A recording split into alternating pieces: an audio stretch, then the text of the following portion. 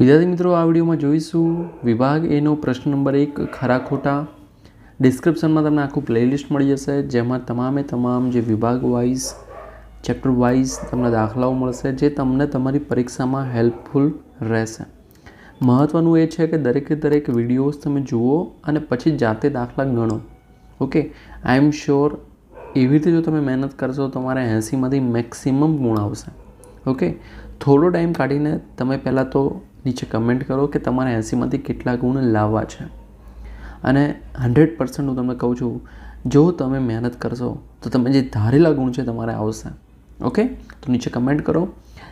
સૌથી પહેલાં પ્રકરણ 1માંથી વર્ગમૂળમાં 12નું સમયકારક અવયવ વર્ગમૂળમાં 2 છે. હવે જો હું તમને એક મસ્ત વાત કહું કે સમયકારક અવયવ એટલે શું. પહેલાં તો ધારો કે આપણે તમે જે છેદનું સમીકરણ કરો એવું ભણ્યા હશો, રાઈટ. તો આપણે વર્ગમૂળ કેવી રીતે દૂર કરી શકીએ, એટલે કે કેવી રીતે એને ગુણીએ, શેનાથી ગુણીએ જેથી વર્ગમૂળ દૂર થાય, રાઈટ. તો એવું શું, વર્ગમૂળમાં 12 ને વર્ગમૂળમાં 2 વડે ગુણીશ તો દૂર થશે. તો જોઈએ, વર્ગમૂળમાં 12 ગુણ્યા વર્ગમૂળમાં 2 એટલે 12 દુ 24. હવે 24નું વર્ગમૂળ તો દૂર થયું નથી, પૂર્ણ વર્ગ સંખ્યા તો છે નહીં, તો એનો જવાબ શું આવશે? ખોટું. શું આવશે? ખોટું. જો વર્ગમૂળ 12 ને વર્ગમૂળ 12 વડે ગુણવામાં આવે તો જવાબ આવશે 12. તો માટે સમયકારક અવયવ થાય વર્ગમૂળમાં 12. 2/11 અને 8/11ની વચ્ચે 5 સમય સંખ્યાઓ આવેલ છે. ભાઈ 5 નહીં, કેવી આવે છે? અનંત, અસંખ્ય, એટલે ખોટું આવશે. શું આવશે? જવાબ આવશે ખોટું. ત્યારબાદ દરેક સમય સંખ્યા એ વાસ્તવિક સંખ્યા છે. તો દરેક સમય સંખ્યા એ વાસ્તવિક સંખ્યા, ખરું આવશે. ત્યારબાદ 1/6 બરાબર 0.16 12, એટલે કે 16 રિપીટ થાય છે. 0.16 16 16 અનંત સુધી ચાલશે.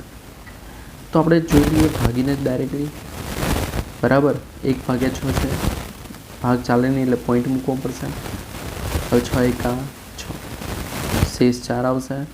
ફરી 0, છાયો 36, 4 આવ્યા, ફરી 0, છાયો 36, ફરી 4, તો મતલબ 6 6 6 6 ચાલશે. ઓકે, તો અહીંયા શું કીધું છે કે 16 રિપીટ થાય છે, પણ અહીંયા શું થાય છે? 6 6 રિપીટ થાય છે. મતલબ આને લખાય કેવી રીતે? 0.1612. જ્યારે અહીંયા શું છે? 1 ઉપર પણ લીટી કરી દીધું છે, એટલે જવાબ આવશે ખોટું. બરાબર. આપણે ડિટેલમાં એટલા માટે જોઈએ છીએ જેથી તમને બીજા કોઈ એક્ઝામ્પલ આવા પૂછાય તો તમને આવડે. ઓકે, ત્યારબાદ 5મો ક્વેશ્ચન, વર્ગમૂળમાં 64/25 એ સમય સંખ્યા છે. હવે સમય સંખ્યા એટલે p/q સ્વરૂપ હોય. તો ભાઈ 64નું વર્ગમૂળ કેટલું થાય? બરાબર, 64નું વર્ગમૂળ કેટલું થાય? જો વર્ગમૂળમાં 2 હોય એ અસમય સંખ્યા છે પાછી, એટલે વર્ગમૂળમાં 2 ઉપર આવી જાય તો પછી ગણાય એની સમય સંખ્યા. તો 64નું વર્ગમૂળ થાય 8 અને 25નું વર્ગમૂળ થાય 5. સમય સંખ્યા છે, માટે જવાબ આવશે ખરું. આ દાખલો પણ સરસ છે. ઘાતની ઘાત હોય તો શું થાય? ગુણાકાર થાય. તો 2/3 ગુણ્યા 6, 3 દુ 6, 2 દુ 4 થાય, એટલે 5ની 4 ઘાત. પાયો 25, 25 125, 125 ગુણ્યા 5 625, એટલે જવાબ આવશે ખરું. ત્યારબાદ ચેપ્ટર નંબર 2 બહુપદી છે. બહુપદી જે આપેલી છે એની ઘાત 4 છે. હવે બહુપદીની ઘાત એટલે શું કે ભાઈ જે મોટામાં મોટી ઘાત હોય. હવે જો અહીંયા 3 છે, એની ઉપર વર્ગ છે, એટલે 3 દુ 6, એટલે આ 6 આવશે, આમાં 8 આવશે. મતલબ મોટા મોટી ઘાત કેટલી છે? 8 છે, એટલે આ જવાબ આવશે ખોટું. ઓકે, ત્યારબાદ બહુપદી 2x + 3નું શૂન્ય. હવે એનું શૂન્ય શોધવું હોય તો શું આવશે? 2x + 3 બરાબર 0. 3 આ બાજુ જશે તો માઇનસ થશે. હવે છેદમાં જશે 2 તો -3/2, એટલે જવાબ શું આવશે? અહીંયા -3/2, પણ અહીંયા પ્લસ છે એટલે ખોટું આવશે. હવે એનો અવયવ x - 1 છે, તો x બરાબર 1 આપણે આમાં મૂકવાના છે. બરાબર, તો ચલો મૂકી લઈએ. 5 ધ્યાનથી જોજો, એકદમ ઇઝી છે, તમને આવડે એવું છે. બરાબર, બીજા જવાબ આપણે કાઢી નાખીએ એટલે અહીંયા લખતા ફાવે. ઓકે, તો જુઓ તમે અહીંયા ધ્યાનથી કે ભાઈ મારે xની જગ્યાએ 1 મૂકવાનો છે. તો 1નો ઘન કેમ 1? કારણ કે -1 છે તો +1 થશે. જો +1 હોય તો -1 મૂકવાનો. બરાબર, 6 ગુણ્યા 1નો વર્ગ આવશે, -5 ગુણ્યા 1 -6. હવે એકનો ઘન તો એક જ થાય ને, રાઈટ? એટલે 5 એકા 5, 6 એકા 6, ઓછા 5 ઓછા 6, ઓછા 5 અરે વત્તા 5 ઓછા 5 કેન્સલ, વત્તા 6 ઓછા 0 મળ્યા, મતલબ અવયવ છે. 2 ગુણમાં પણ આવો દાખલો પૂછાય, બરાબર? અને તમને વિભાગ બીમાં મળશે જો તમે વિડીયોઝ જોશો તો. ઓકે, હવે x વર્ગ ઓછા 8x વત્તા 12ના આપણે અવયવ પાડવાના છે. x ઓછા 4 x ઓછા 3 આવે, બરાબર? તો જો બહુ સરસ મસ્ત રીત છે આની પણ. ધારો કે હવે જો સરવાળો કે આપણે ગુણાકાર કેટલો જોઈએ, એક્સના વર્ગનો શું કહેવાય એને, સહગુણક અને અચળ પદ, એટલે 12 એકા 12 ગુણાકાર 12 જોઈએ અને 12ની આગળ સરવાળો છે, સરવાળો 8 જોઈએ. તો એવી કઈ બે સંખ્યા જેનો ગુણાકાર 12 થાય અને સરવાળો 8 થાય? કોઈ ધ્યાનમાં આવે છે? યસ, 6 દુ 12, 6 ને 2 8. તો અહીંયા 6 એ નથી ને 2 પણ નથી, બરાબર? ઓકે, તો મતલબ આ ખોટું જ છે. પણ તમારે જો ડિટેલમાં જોવું હોય કે ભાઈ ચલો મારે અવયવ જ પાડવા છે, તો શું થાય? x વર્ગ ઓછા 6 વત્તા 2 x વત્તા 12. હવે x વર્ગ ઓછા 6x ઓછા 2x વત્તા 12. x સામાન્ય નીકળશે, x ઓછા 6, આમાંથી 2 સામાન્ય નીકળશે તો x ઓછા 6. નિશાની ઉલટાઈ ગઈ, x ઓછા 6 ગુણ્યા x ઓછા 2, આવો જવાબ આવે, બરાબર? તો એટલે ખોટું જ છે. હવે a ઘન વત્તા bનું ઘનનું આ સૂત્ર સાચું છે? તો યસ, સાચું છે, ખરું આવશે. જો અહીંયા ઓછા હોય તો આ વત્તા થઈ જાય, બરાબર? એટલે મતલબ સૂત્ર છે આવું. ઓકે, ત્યારબાદ બહુપદી p ઓફ x માટે p3 0 હોય તો 3ને બીજી બાજુ લઈ જાવ એટલે માઇનસ થાય, એટલે x માઇનસ 3 એ px હોવો જોઈએ. યસ છે, જવાબ આવશે ખરું. ત્યારબાદ પ્રકરણ 3, બહુ જ સરસ પ્રકરણ છે, ઉકળીએ માર્ક્સ છે, 1 માર્ક્સ જેવો ના છે. હું તમને સમજાવી દઉં, બરાબર? શોર્ટમાં જલ્દીથી રિવિઝન થશે તમારું. આ x અક્ષ છે, આ y અક્ષ છે, અહીંયા બંને પ્લસ હોય, આમાં x માઇનસ હોય, y પ્લસ હોય. પહેલો યામ હંમેશા xનો હોય અને બીજો યામ yનો હોય. એમ પણ x y z, પહેલાં x આવે ને એટલે પહેલો x અને બીજો y, સિમ્પલ યાદ રાખવા માટે. આ બંને માઇનસ હોય અને આમાં x એમ પ્લસ હોય અને y એમ માઇનસ હોય. x અક્ષ ઉપર જ્યારે કોઈ બિંદુ હોય તો એનો y એમ શું હોય? 0 હોય. અને y અક્ષ ઉપર કોઈ બિંદુ હોય તો એનો x એમ 0 હોય. અને ઉગમ બિંદુના યામ શું હોય? 0 0. ઓકે, એકદમ ઇઝી ડીઝી. ઓકે, સમજાઈ ગયું? ઓકે, ચાલો. પહેલું શું છે? ઓછા 3 ઓછા 5. હવે બંને ઓછા છે, એ તો ત્રીજા ચરણમાં હોય, બરાબર? એટલે જવાબ આવે ખોટું, ભાઈ દ્વિતીય ચરણમાં ના હોય. ઓકે, બીજું છે a03, એ x અક્ષ પરનું બિંદુ છે. હવે જો x એમ જ 0 છે, હવે x એમ 0 હોય મતલબ એ x અક્ષ ઉપર છે જ નહીં, y અક્ષ ઉપર છે, એટલે ખોટું આવશે.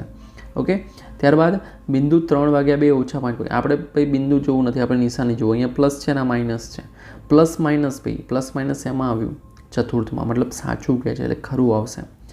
જો બિંદુઓ 3 0 અને q ઓછા 4 0 માટે pq બરાબર 7, તો સિમ્પલ છે ભાઈ આનું શોધવાનું અંતર સૂત્ર.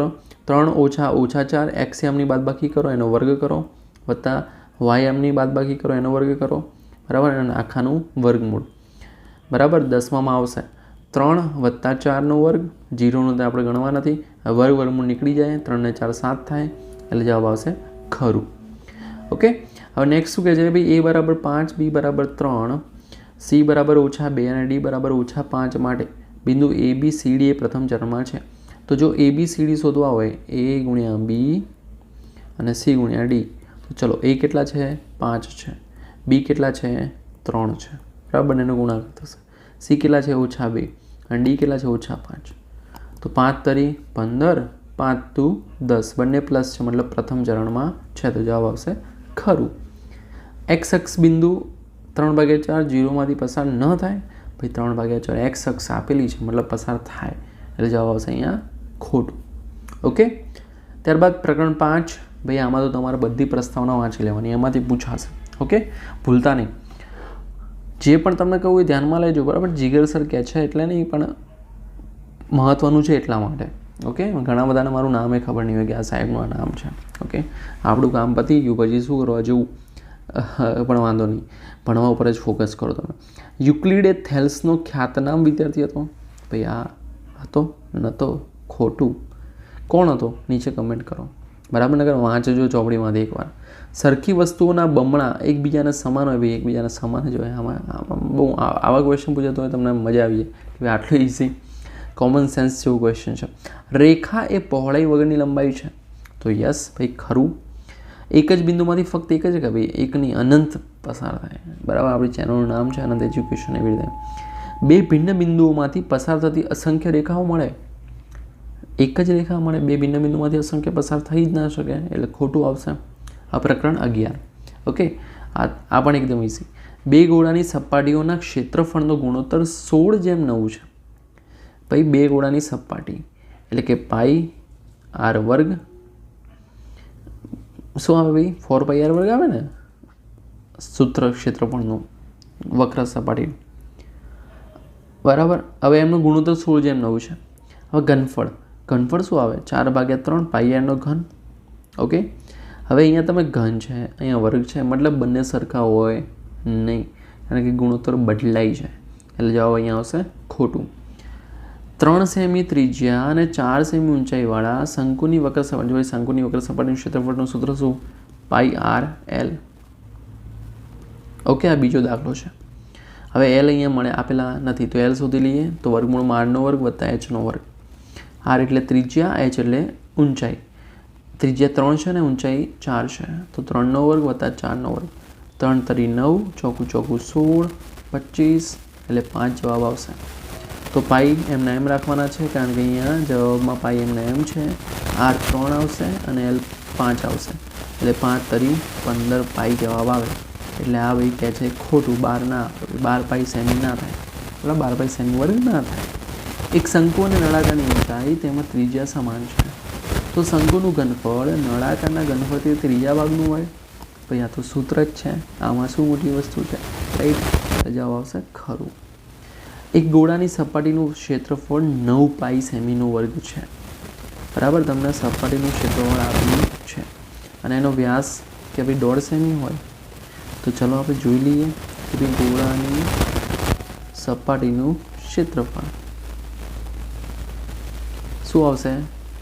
4πr નો વર્ગ.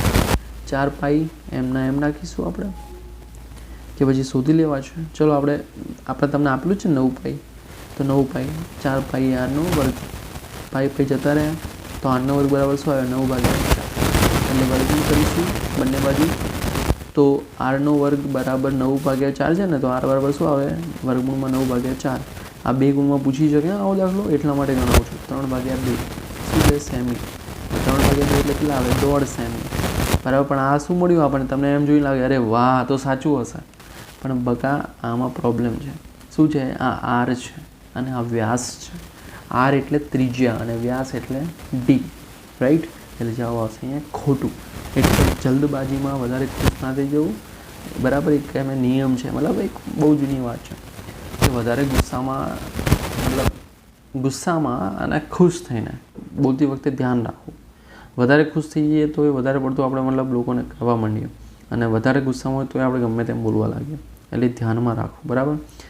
ગોળાની ત્રિજ્યામાં 10% વધારો કરવાથી તેના ઘનફળમાં 21% ના થાય, કારણ કે 10% વધે તો જુઓ, આ તો બહુ સરસ દાખલો છે, પરીક્ષામાં પૂછાય એના માટેનો છે, બરાબર. ધારો કે પહેલાં ત્રિજ્યા r છે 1, બરાબર. 10% વધારો કરતાં 10% વધારો કરતાં ત્રિજ્યા કેટલી થાય ખબર છે? r કેટલી મળે? 1.1, બરાબર. 1.1. ઓકે, r ડેશ કહીએ એને. હવે ગોળાનું ઘનફળ r ત્રિજ્યા માટે શું આવશે? 4/3 પાઈ r નો ઘન. r ડેશ ત્રિજ્યા માટે, r ડેશ માટે ભાઈ અહીંયા 1.1 r, 1.1 r. ગોળાનું ઘનફળ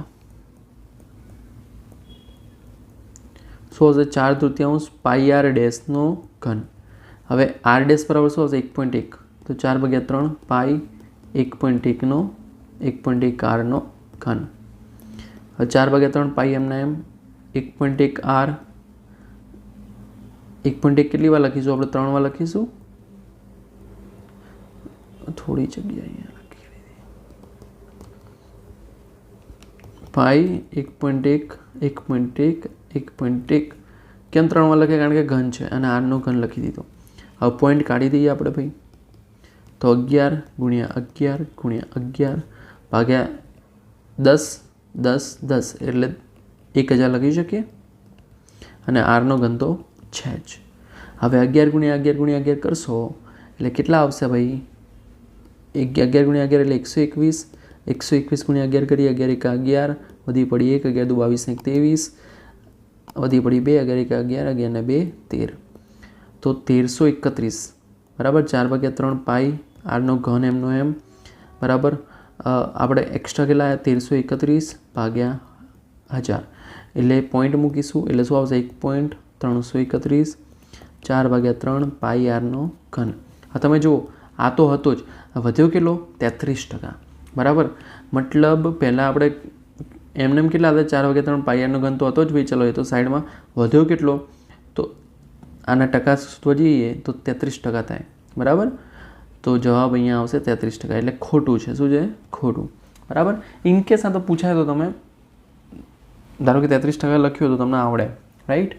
તો વિદ્યાર્થી મિત્રો આ વિડીયોમાં આપણે પ્રશ્ન 1 જોયો. નેક્સ્ટ વિડીયોમાં આપણે પ્રશ્ન 2 જોઈશું, ખાલી જગ્યાઓ વિકલ્પોવાળી. ઓકે.